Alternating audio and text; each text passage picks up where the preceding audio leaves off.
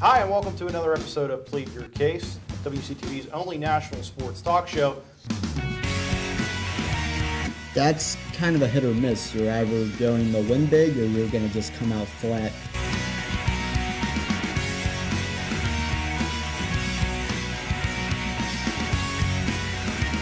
Those are the two other pieces of this team outside of James Harden that you need to focus on.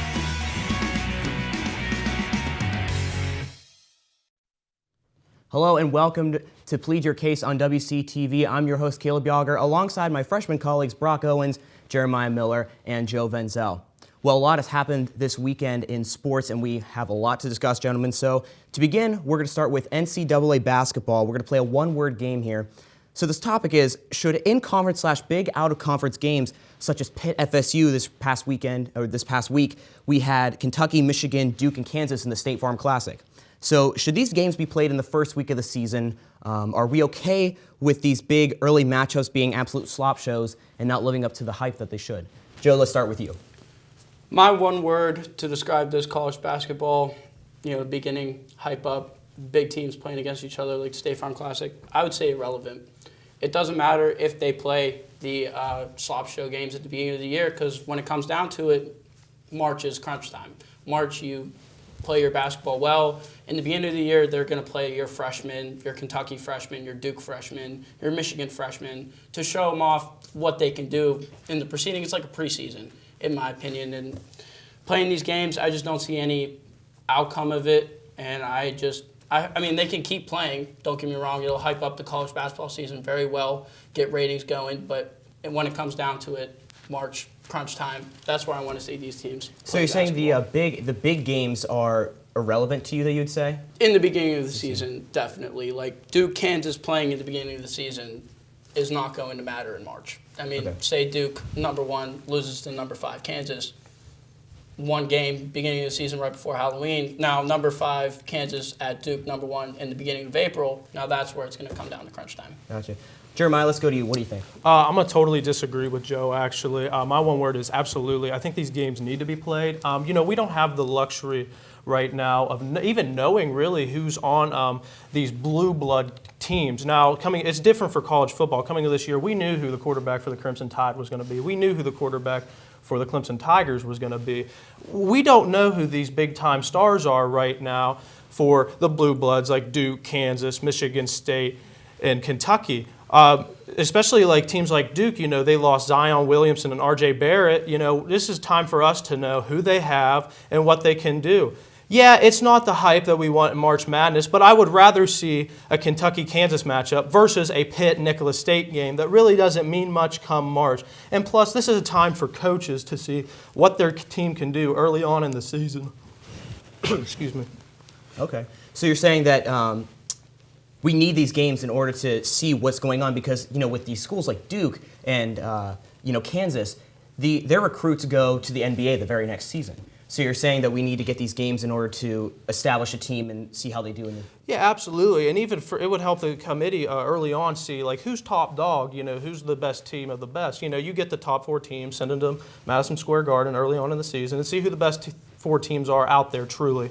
Mm-hmm. All right, let's go to Brock. What do you think? I'm completely with Jeremiah on this one.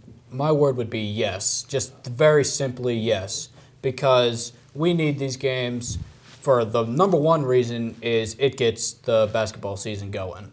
People aren't going to tune in to just some Duke beating down some random team. I mean, they're going to tune in to Kansas versus Duke. And even though they're sloppy, because no one is going to dispute that, they are sloppy, but they're still good games to watch. I mean, final score 68-66, that's a good game. And it was within a point for within 1 minute, and it just kept going back and forth throughout the second half, and it really does prove who the top teams really are. Yeah, I would agree with you. These games, I believe, would, what Jeremiah said, they help kind of establish the team and really putting these guys, they're not going to be on ESPN. I think they're going to want to compete against these top teams because that's what they came there to do.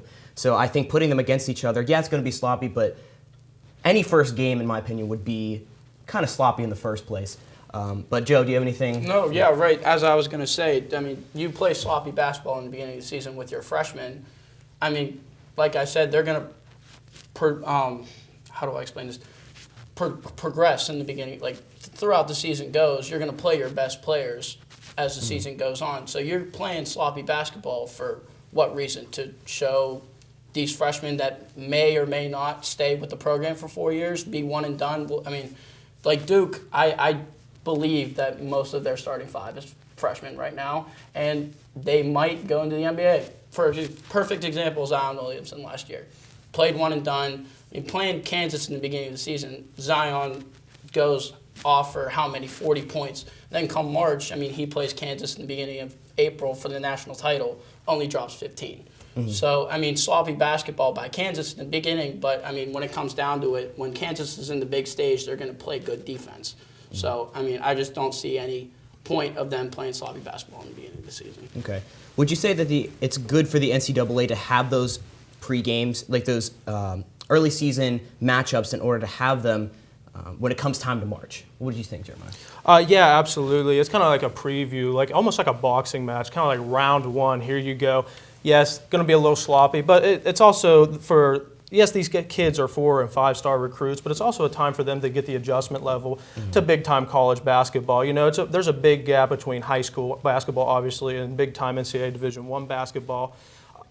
Yes, I think they need to keep these games. I mean, and also these games are what build on and are what going to make you a better team come March when you see these teams again in the tournament eventually, Caleb. All right, Brock, do you have anything to add to that? I think the last thing Jeremiah said was very important. You're not going to learn much from going in your first game, beating down a team by 50 points.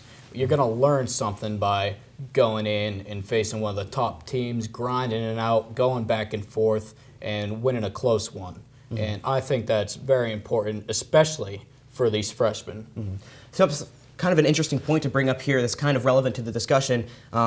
Last night, number 1 Kentucky gets upset in Rupp Arena by Evansville. So Evansville, this was their first win over a number 1 team, and it's the first time in AP poll history that the number 1 team has lost multiple times in November. On November 5th, Michigan State was the number 1 who lost. So does this have any relevance to what we're discussing here? What would you say? I believe so. I mean, like I said, I like Kentucky playing Evansville to show off what they can do. I mean, not relating this to football, but Alabama plays Louisiana Tech in the middle of the season. Kentucky playing Evansville in the beginning of the season, it's going to be the same outcome, but it's still Kentucky basketball. It's still going to be high-paced, high-paced, I mean, a lot of scoring. I mean, obviously Kentucky losing this game, but are they going to play like that against, Kansas, like I said, in the finals, or Duke?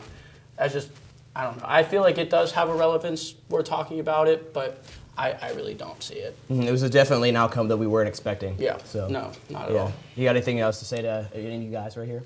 I mean, I like the fact, I don't want every game for, say, to be, the big dogs. I don't want Michigan State, Kansas, Kentucky, North Carolina, Duke. And I mean, when come time March, what we love to see is these Cinderella stories. And what we have right now is Evansville early on in the season going to Rupp Arena and upsetting the number 1 Wildcats. So yeah, it has a little bit of relevance. So I like it. It's good for Evansville. We definitely love those Cinderella stories. Brock, finish us off here. Yeah, I definitely did not expect that. I mean, Kentucky definitely competed with another top team in Michigan State, and they actually got that win. So, like, Evansville competing in that game, you never saw that coming. I didn't, for sure. All right, gentlemen, that's going to wrap up our NCAA basketball discussion. And when we come back, NCAA college football playoff. Who's in and who's out right here on Plead Your Case. It's a Saturday night. You know what that means. Time to party. Sam is having a good time, watching sports, drinking beer, playing Pong. Not a care in the world for Sam. Nobody at the party stops Sam. They let him walk out the door with his keys, even though he was stumbling, having a hard time to stand up. What happened less than 10 minutes later would change Sam's life forever.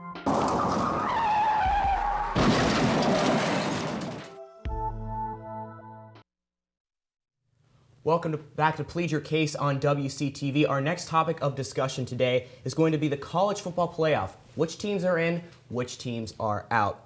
After a big college football weekend, LSU, Alabama coming in, and LSU going into Tuscaloosa and taking down Alabama, Penn State, Minnesota, also a big upset. Looking at contenders down the road, who are the 4 teams that you'd say who's in, and who are the ones that get left out at the season's end? And according to ESPN, here are the top 6 teams. So we have LSU at number 1 at 9-0. Number 2, we have Ohio State at 9-0, and then Clemson is at number 3 with a 10-0 record. Number 4 is Georgia with an 8-1 record, and then at 5, Alabama got knocked down to that, and both Alabama and Oregon, which is the number 6 team, are both at 8-1.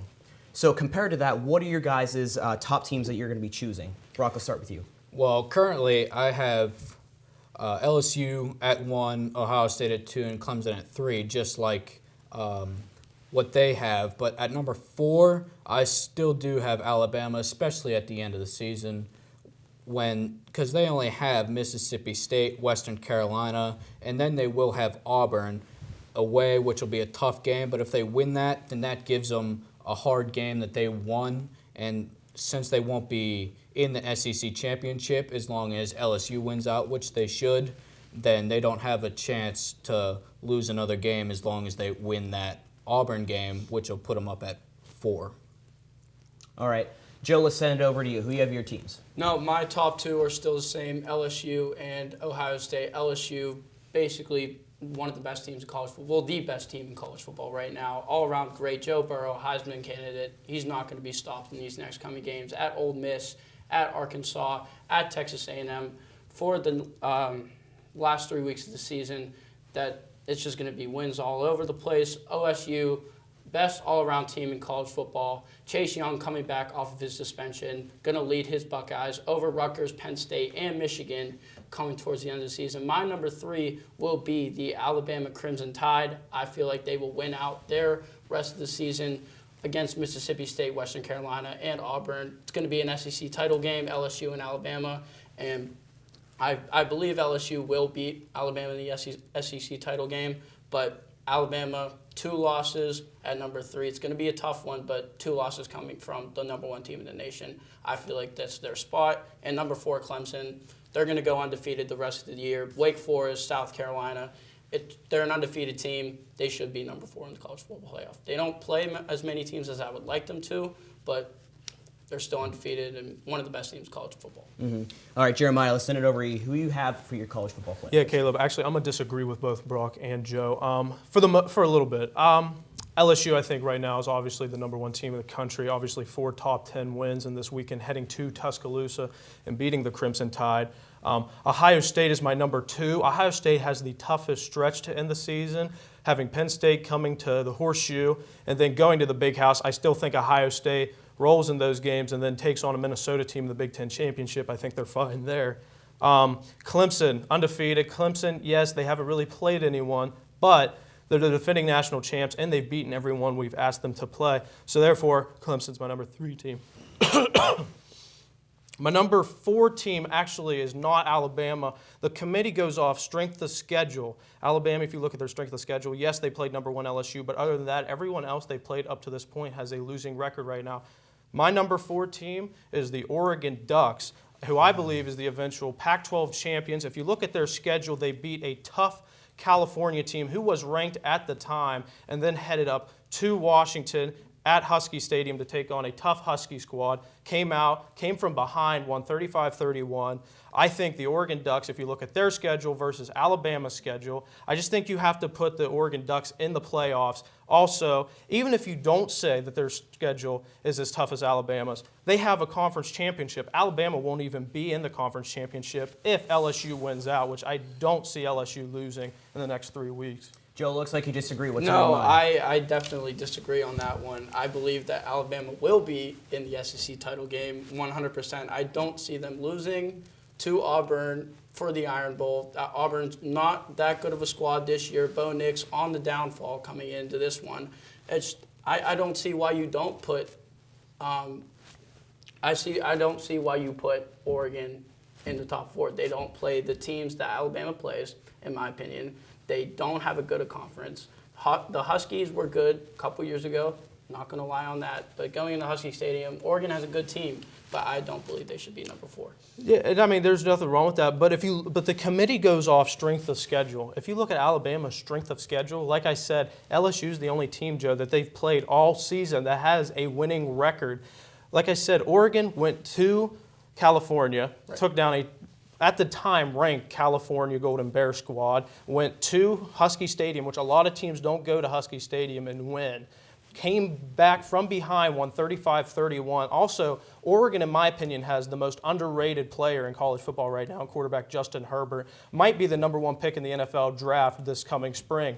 But Oregon has also won 8 straight games up to this point, only loss coming at a neutral site to an Auburn squad. Auburn's very good, who Alabama will play later in the season. And no, I don't see Alabama losing the rest of the way, but I still think you have to put a Pac-12 champion, Oregon, over Alabama, who's, like I said, strength of schedule was definitely a lot weaker than the Ducks. Right, but I'm saying for my number 4, you put Clemson in a number 4. Their strength of schedule, the ACC, not what it used to be, but I mean, you're going to put an undefeated team in the top 4, and Clemson, reigning champs, I feel like they should go into Oregon. Well, Brock, you've heard what Jeremiah and Joe are saying. What do you have to add to this discussion? I think Jeremiah has a point in somewhat, because I had Oregon at number 5, and I almost put them at number 4. It was really close, because if Oregon wins out, they still do have Arizona, Arizona State, and Oregon State, and none of them are really slouches.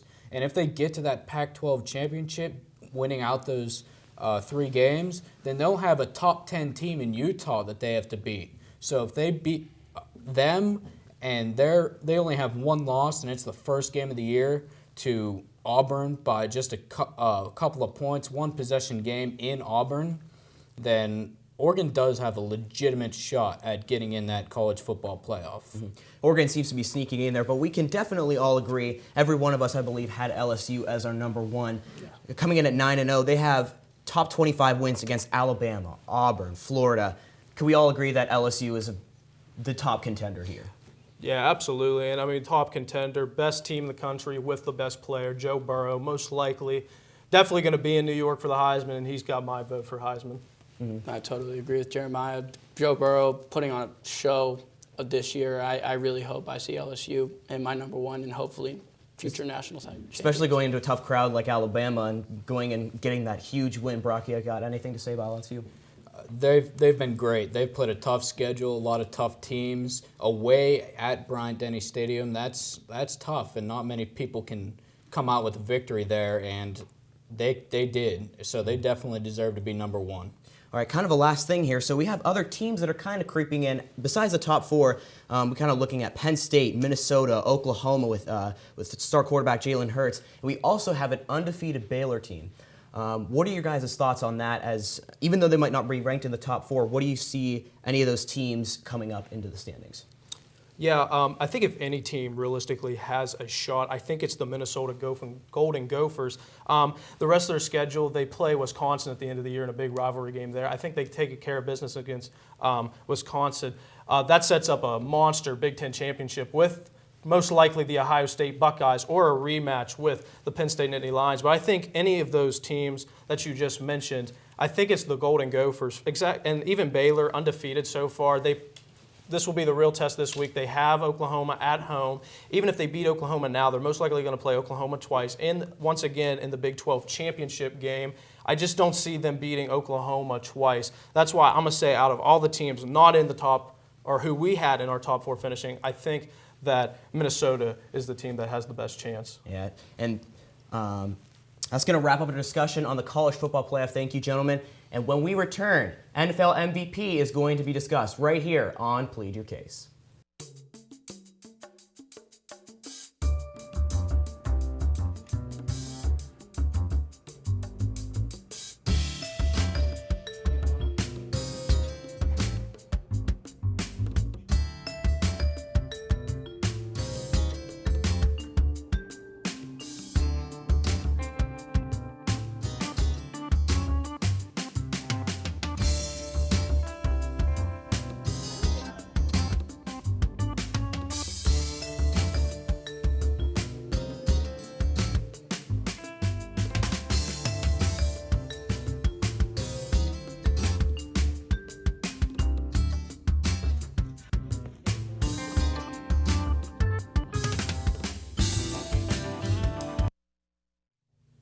Welcome back to Plead Your Case on WCTV. Here for our final topic of the day, the NFL MVP race. We have top 3 candidates in the race are going to be Christian McCaffrey from the Carolina Panthers, Russell Wilson from the Seattle Seahawks, and Lamar Jackson from the Baltimore Ravens.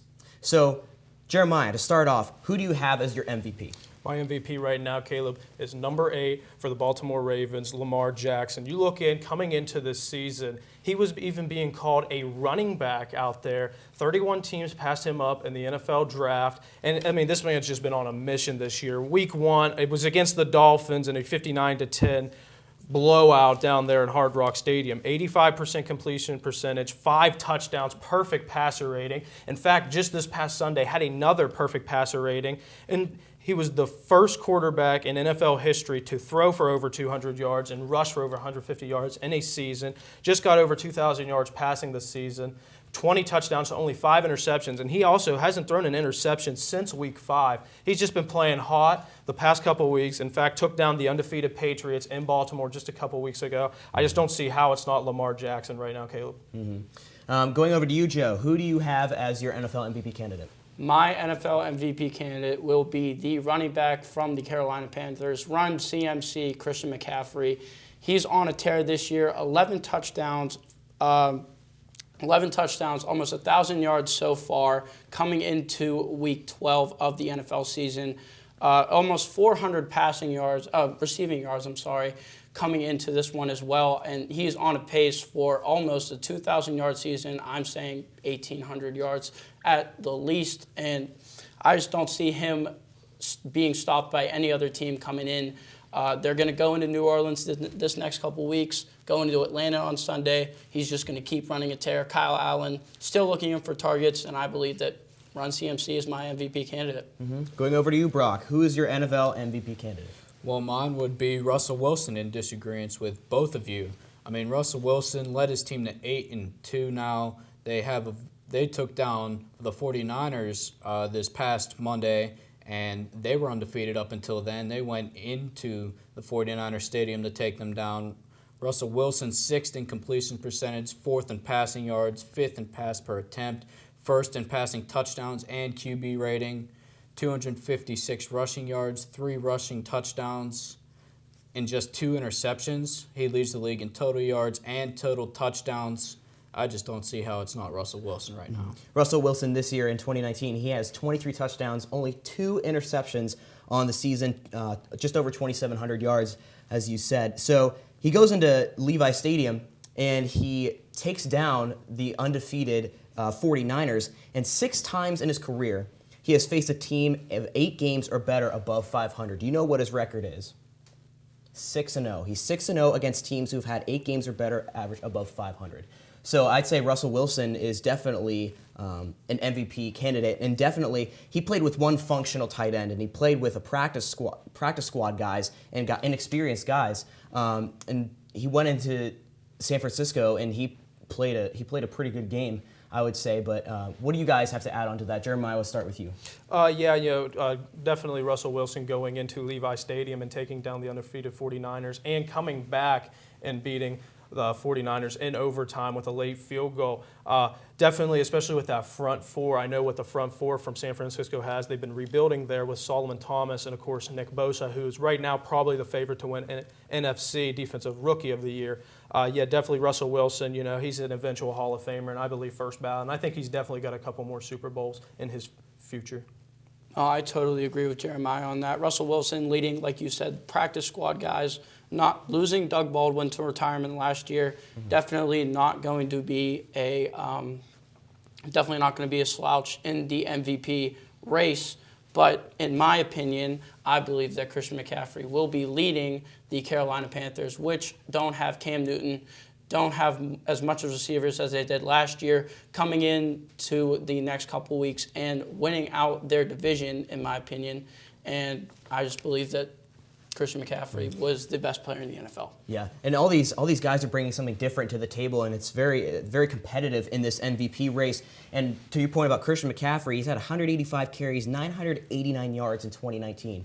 In 2018, he had 219 carries and 1,098 yards, and it looks like he's going to break that this season. Oh, yes. Definitely an improved player. Brock, you got anything else to say? I think both Lamar Jackson and Christian McCaffrey are great players, some of the best in the NFL. And if they keep going like this, then they definitely have a shot at winning the MVP. But with what Russell Wilson's doing, he's, like Jeremiah said, a Hall of Famer, and this year he's playing the best ball of his career. So I think he's the runner, the number one for me right now. Mm-hmm. And definitely Lamar Jackson, he has 15 touchdowns, 5 interceptions on the year.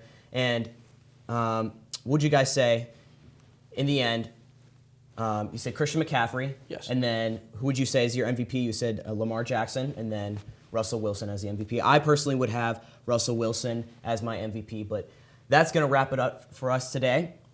Thank you for joining in on Plead Your Case on WCTV. I'm Caleb Yauger for Brock Owens, Jeremiah Miller, and Joe Veneziale. We say good night and have a good one.